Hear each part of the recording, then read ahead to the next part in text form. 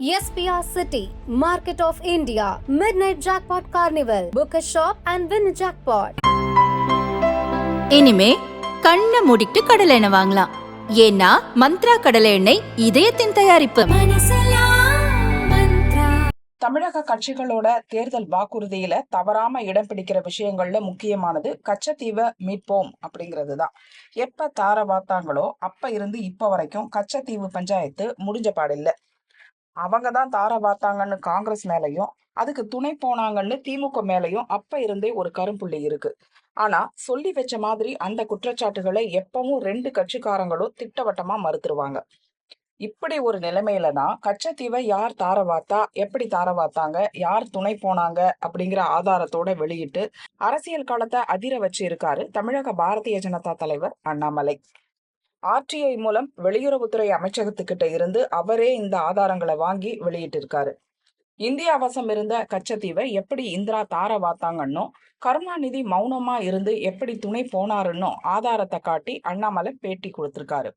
எப்படி காங்கிரஸ் சதி செய்து கொஞ்சம் கொஞ்சமாக இந்தியாவுக்கு கச்சத்தீவின் மேல் இருந்த கிளைமை 1960 ஒரு செங்கலாக விட்டு கொடுத்து 1968 இந்திரா காந்தி அம்மையாரும் செனநாயக்க அவர்களும் சேர்ந்து ஒரு சீக்கிரட் டீல போட்டு அதை 6 ஆண்டுகள் கழித்து 1974 எக்ஸிக்யூட் பண்ணி அன்னைக்கு நம்முடைய ஐயா மூக்கைய தேவர் அவர்கள் ராமநாதபுரத்தினுடைய பாராளுமன்ற உறுப்பினராக முத்துராமலிங்க தேவர் ஐயா அவருடைய வழியில வந்தவங்க.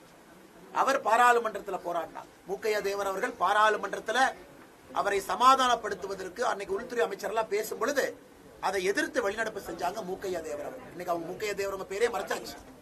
அதன் பிறகு அடல் பிகாரி வாஜ்பாய் அவர்கள் ஜனசங்கம், அன்னைக்கு பாரதிய ஜனதா கட்சி இல்லைங்க ஐயா, ஜனசங்கத்தில் அடல் பிகாரி வாஜ்பாய் அவர்கள் அதே பாராளுமன்றத்தில் இந்திரா காந்தி அம்மையாரை பார்த்து கேட்டார்கள், எவ்வளவு பெரிய தவறு செய்திருக்கின்றீர்கள், இந்த நாடு உங்களை மன்னிக்குமா, கச்சத்தீவை தாரை வார்த்திருக்கின்றீர்கள்.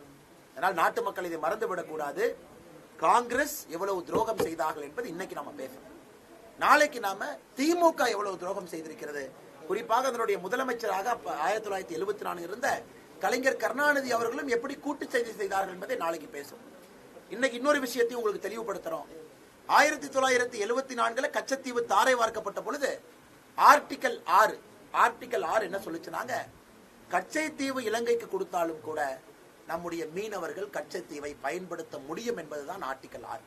கச்சத்தீவுக்கு மீனவர்கள் போலாம், மீன் வலையை போய் உலர்த்தலாம், மீன் பிடிக்கலாம், அதற்கப்புறம் திரும்ப மீன் வலையை கொண்டு வந்துடும். அது இலங்கையினுடைய பகுதியாக தாரை வார்க்கப்பட்டிருந்தாலும் கூட மீனவர்கள் அதை பயன்படுத்தலாம் அப்படின்னு ஆர்டிகல் 6 இருந்துச்சு.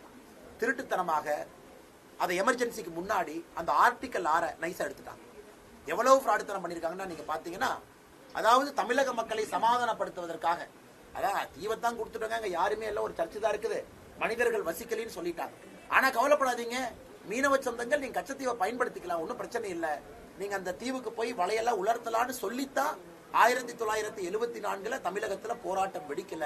நாளை கலைஞர் கருணாநிதி ஐயாவுடைய பகுதியை சொல்லும் பொழுது உங்களுக்கு தெரியும் எந்த அளவுக்கு திருட்டுத்தனம் செய்திருக்கிறார்கள். மக்களை அந்த நேரத்துல போராட்டம் வெடிக்க கூடாது என்பதற்காக ஆர்டிகல் 6 நாம எல்லாம் மறந்துட்டோம். 74 முடிஞ்சது, 75 முடிஞ்சது, அப்புறம் ஆர்டிகல் 6 திருட்டுத்தனமாக எடுத்திருக்கின்றார்கள். அதன் பிறகுதான் பிரச்சனை.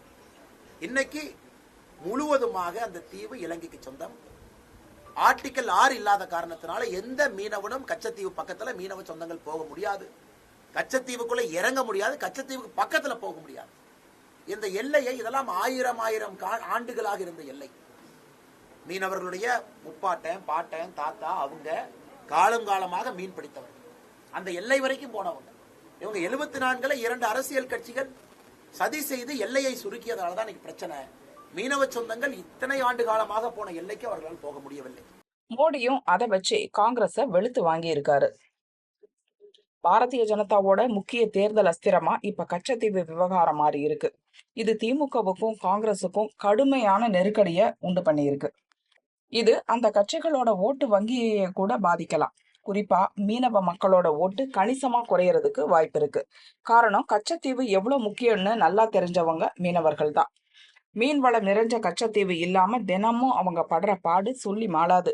இப்படி ஒரு சூழல்ல தான் அவங்களுக்கு பழச ஆதாரத்தோட நினைவுபடுத்தி இருக்காரு அண்ணாமலை.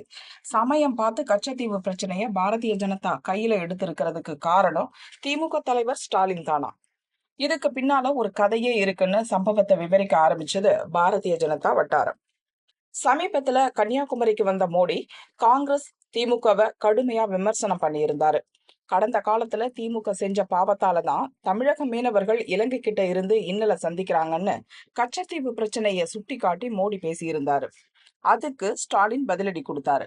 திமுக அரசோட கடுமையான எதிர்ப்பை மீறிதான் கச்சத்தீவு இலங்கைக்கு கொடுக்கப்பட்டது அப்படிங்கிற உண்மையான வரலாறு தமிழக மக்களுக்கு நல்லாவே தெரியும். நாட்டோட ஒரு பகுதியை இன்னொரு நாட்டுக்கு மாநில அரசால எழுதி கொடுக்க முடியும்னு நம்புற அளவுக்கு பிரதமர் அப்பாவியா அப்படின்னு கேள்வி கேட்டிருந்தாரு. ஸ்டாலினோட இந்த பதில் அண்ணாமலைக்கும் கட்சி தலைமைக்கும் கடும் எரிச்சலை உண்டு பண்ணுச்சு. எப்படியாவது இதுக்கு பதிலடி கொடுக்கணும், அதுக்கப்புறம் திமுக வாயை திறக்க கூடாதுன்னு யோசிச்சது கட்சி தலைமை. அதோட விளைவுதான் அண்ணாமலை இப்ப செஞ்சிருக்க காரியம். தேன்கூட்டுல கல் எறிஞ்சா இதான் கதின்னு இப்ப ஸ்டாலினுக்கு நல்லாவே புரிஞ்சிருக்கும்னு சொல்லுது பாரதிய ஜனதா வட்டாரம்.